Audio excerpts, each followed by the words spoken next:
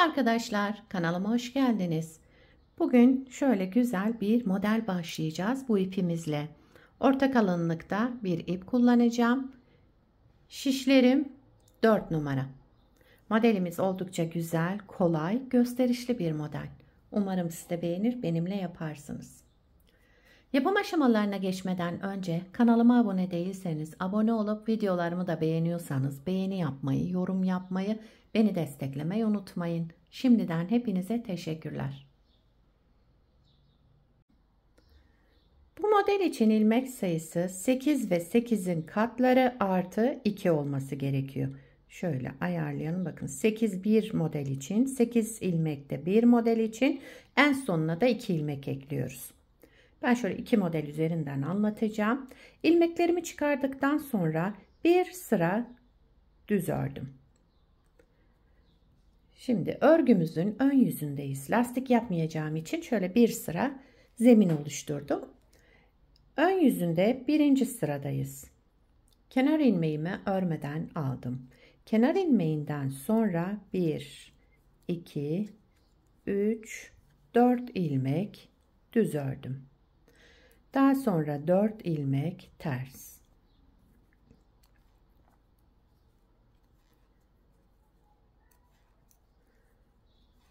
Evet, 4 ters ilmekten sonra tekrar 4 düz ilmek ördüm.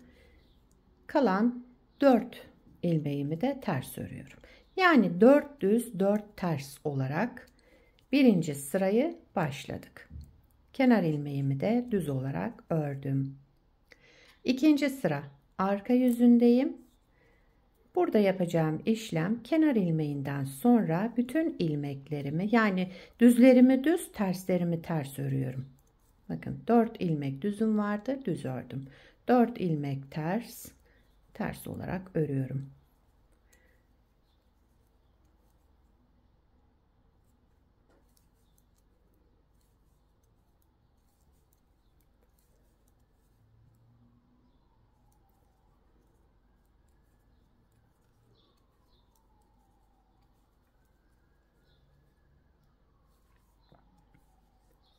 Evet, sıramı tamamladım. Üçüncü sıra ön yüzündeyim. Burada ilmeklerimi kaydıracağım, yani düz ilmeğimin birincisini ters örüyorum. Bakın bir ilmek ters ördüm. Üçüncü sıra ön yüzünde. Kenar ilmeğinden sonra bir ters ilmek. Şimdi yine 4 düz örüyorum. 1, 2, 3, 4. Bir tanesini tersten almış oldum. Yani şu ters ilmeği düz ördüm. Yine toplamda 4 düz ilmek ördüm. 4 ters ilmek. 1, 2, 3, 4. Buradaki şu düz ilmeğin bir tanesini ters örmüş oldum.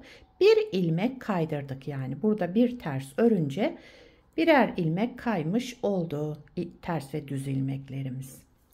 Yine 4 düz, sıra sonunda 3 tersimiz kaldı. Modeli bir ilmek kaydırdığımız için sıra sonunda 3 tersle tamamladım. Dördüncü sıra arka yüzünde. Kenar ilmeğinden sonra düzlerimi düz, terslerimi ters örüyorum. Bu modelde arka yüzünde ilmekler olduğu gibi örülüyor. Düzler düz, tersler ters olarak. Sadece ön yüzünde birer ilmek kaydırarak modeli kuracağız.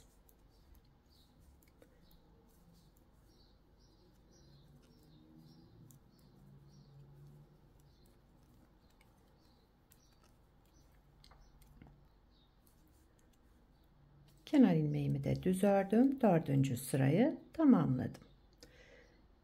Beşinci sıra ön yüzüne geçtim. Kenar ilmeğinden sonra şimdi burada 2 ters örüyoruz. 1, 2. Bir ilmek daha kaydırdık. 4 ters. 1, 2, 3, 4. 4 ters ilmek ördüm.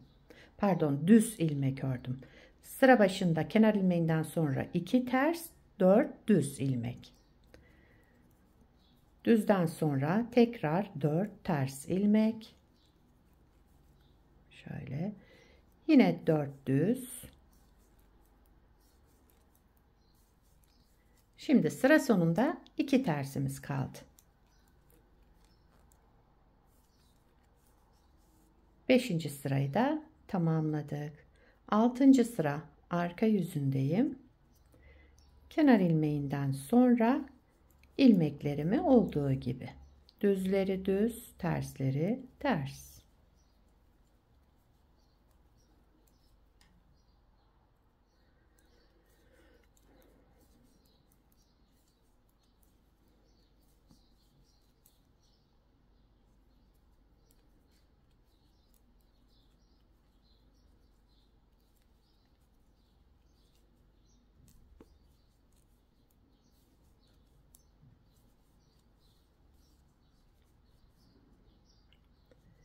Yedinci sıra ön yüzündeyim.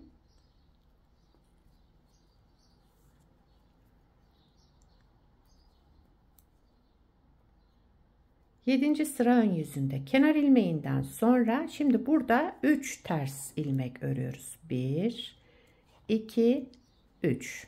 Bir ilmek daha kaydırmış oldum. Sola doğru. Yine 4 düz. 4 düz ilmekten sonra 4 ters.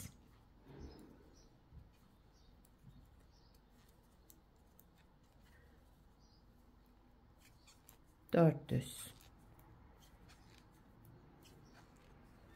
Evet, sıra sonunda bir tersimiz kaldı.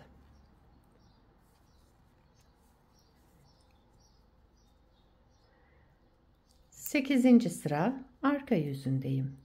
Kenar ilmeğinden sonra düzlerimi düz, terslerimi ters örüyorum.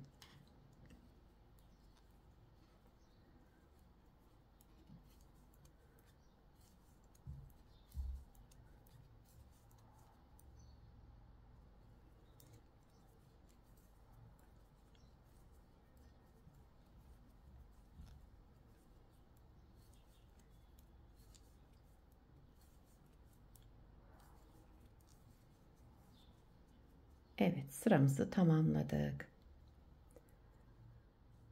9. sıra ön yüzündeyim. Model 10 sıradan oluşuyor. Şu anda 9. sıra ön yüzündeyim. Burada şimdi 1, 2, 3, bir tane daha kaydırdım. Toplamda 4 ters ilmeğimiz oluştu. Devamında 4 düz. 4 düzden sonra 4 ters.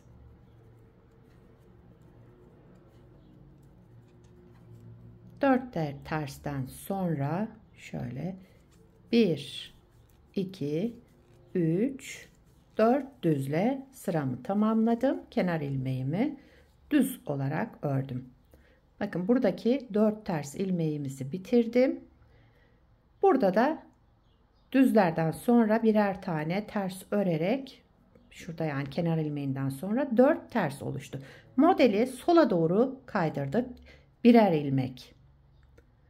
Her ön yüzünde birer ilmek kaydırarak ters ve düz ilmeklerimizi şu şekilde bakın böyle bir görüntümüz oldu. 10. sıra arka yüzündeyim. Son sıramız. Kenar ilmeğinden sonra ilmeklerimi olduğu gibi örüyorum. Düzleri düz, tersleri ters.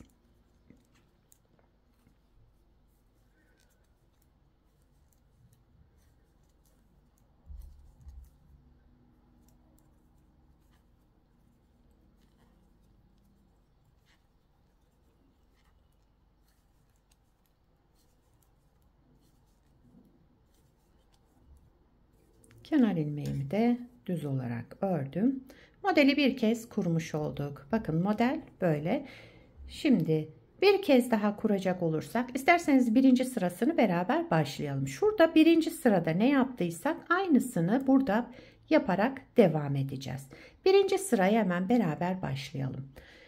Modeli ikinci kez kuruyorum. Birinci sıra ön yüzündeyim. Kenar ilmeğinden sonra bütün buradaki 4 ilmeğimi düz örüyorum. 4 ilmek düz, 4 ilmek ters. Birinci sıra ön yüzünde 4 düz, 4 tersle başlıyorum.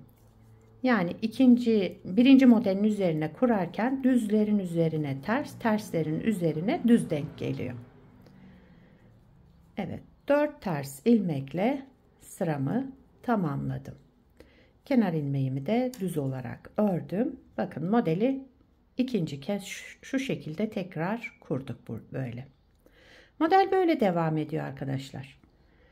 Anlaşılmayan yer olduysa videoyu tekrar baştan izleyebilirsiniz. Daha fazla uzatmayalım. Şöyle bir parça da daha önce hazırladım. Bakın şöyle. Bu da modelin ilerlemiş hali. Modelin tersi düzü yok. Her iki tarafta aynı. Şöyle göstereyim. Ön yüzü, arka yüzü aynı görüntüde olan modellerden. Her iki tarafı da kullanabilirsiniz bu modelde. Yelek, şal, hırka, bebek battaniyesi hepsinde kullanılabilir. Atkı, bere, evet tersi düzü olmadığı için çok uygun model. Yapacağınız şeylere göre yani atkı, bere, süveter, etol şal yapımında, bebek battaniyesinde hepsinde kullanabilirsiniz. Sizler de nelerde kullanacaksınız bu modeli arkadaşlar? Onları da yorumlarda belirtirseniz sevinirim.